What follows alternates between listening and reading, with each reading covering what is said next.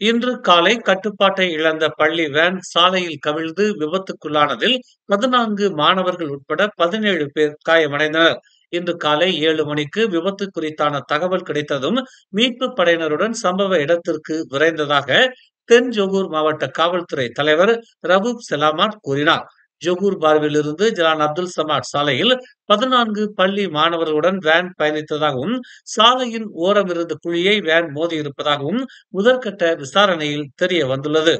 காயமடைந்த 14 மாணவர்களும் வெவ்வேறு பள்ளிகளைச் சேர்ந்த 9 முதல் 15 வயதுக்கு உட்பட்டவர்கள் என்றும் 11 மாணவர்கள் படுகாயம் அடைந்திருப்பதாகவும் மூவர் சிராய்ப்பு காயங்களுக்கு உள்ளாகி இருப்பதாகவும் விபத்தில் பாதிக்கப்பட்டவர்கள் சுல்தானா அமீனா அரசு மருத்துவமனையில் சிகிச்சை பெற்று வருவதாகவும் ரவூப் சலாமாட் உறுதிப்படுத்தினார்.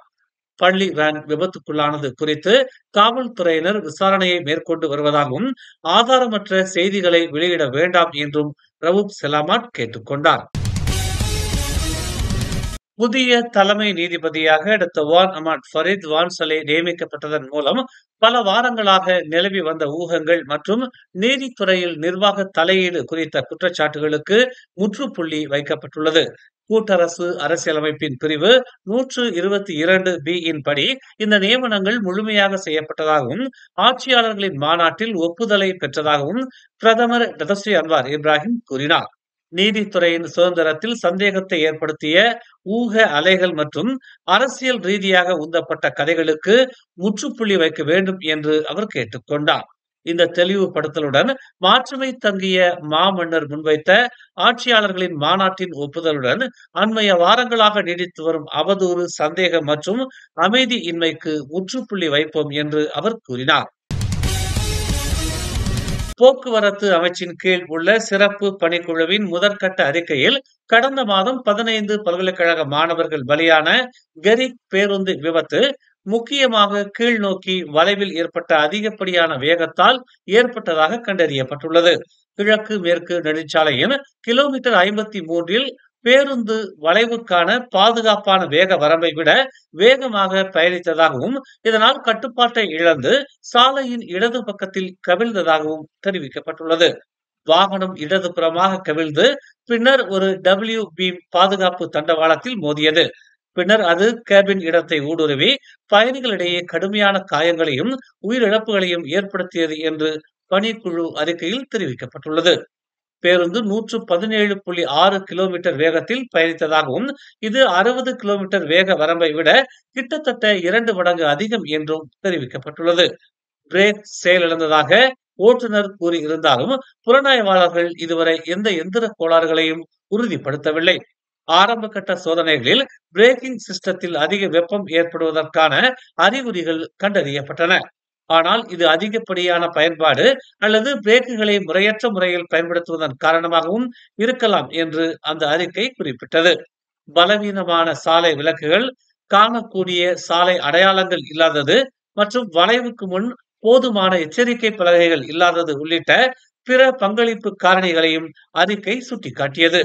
பினாரி உத்தாரா டிராவல்ஸ் அண்ட் டூர்ஸ் நிறுவனத்தால் இயக்கப்பட்ட பேருந்தில் அதன் அனுமதியை 3ஆம் தரப்பினருக்கு சட்டவிரோதமாக மாற்றியது, பயணிகள் இருக்கை பெல்ட்கள், செயலில் உள்ள வேக வரம்பு மற்றும் GPS கண்காணிப்பு சாதனம் போன்ற அடிப்படை பாதுகாப்பு அமைப்புகளும் இல்லை.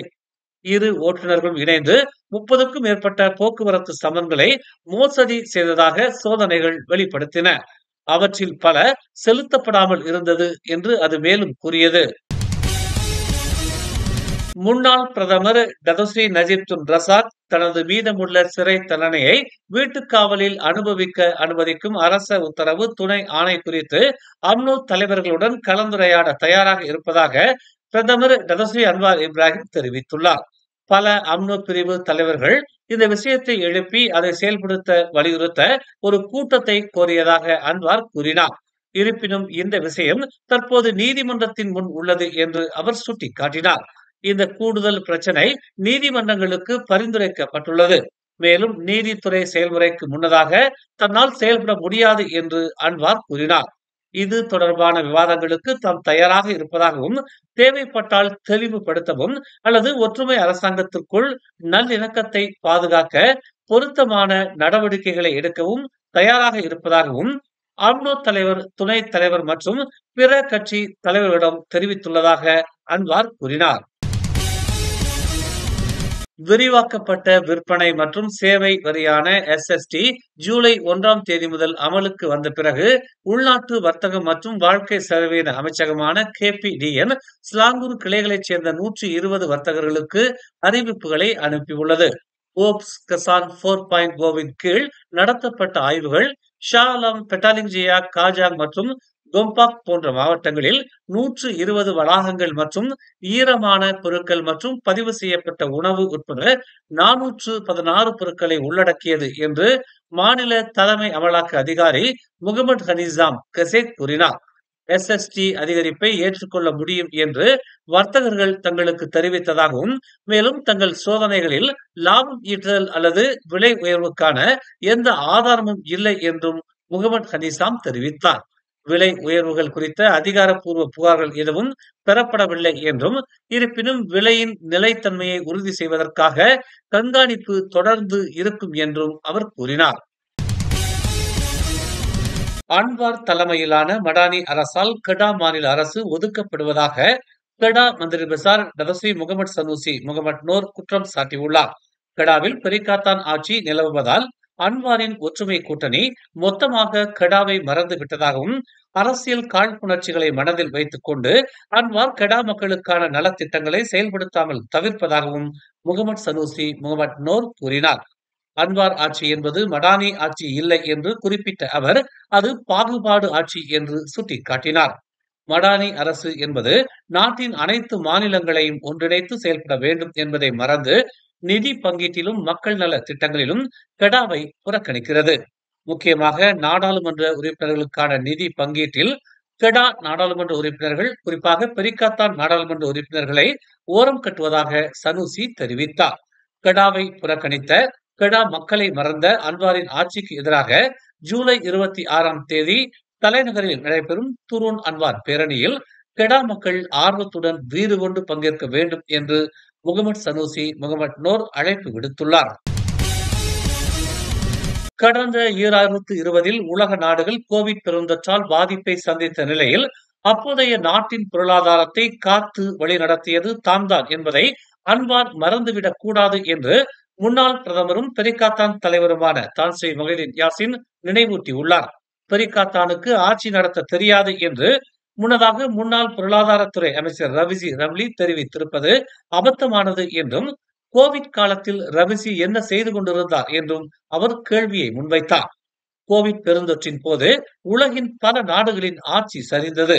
ஆனால் அப்போது மலேசியாவின் பிரதமராக இருந்த தாம் முக்கிய சில முடிவுகளை எடுத்ததாக குறிப்பிட்ட அவர், அப்போதைய திறமையான அமைச்சர்களும் அரசியல் தலைவர்களும் தமக்கு உறுதுணையாக மலேசியாவை கோவிட் பெருந்தொற்றிலிருந்து மீட்க வேண்டும் என திட்டங்களை வகுத்து செயல்படுத்தினர். உண்மையில் கோவிட் பெருந்தொற்று காலத்தின் போது எந்த ஒரு முதலீடுகளும் இல்லை. அரசாங்கத்தின் கடன் சுமையை பாதுகாத்து மீட்டெடுத்தது அனைத்தும் பெரிகாத்தானின் நிர்வாகத்திறன் தான் என்று தான்ஸ்ரீ மொஹிதீன் யாசின் விளக்கினார். மேலும் செய்திகளை தெரிந்து கொள்ள தமிழ் மலர் நாளிதழை பாருங்கள். எங்களோடு இணைந்திருக்க மலர் டிவியை பதிவு செய்து கொள்ளுங்கள். உறவுகள் மகிழ்ந்திட விருப்பம் மற்றும் பகிர்வு சேவையை சொடுக்கிடுங்கள்.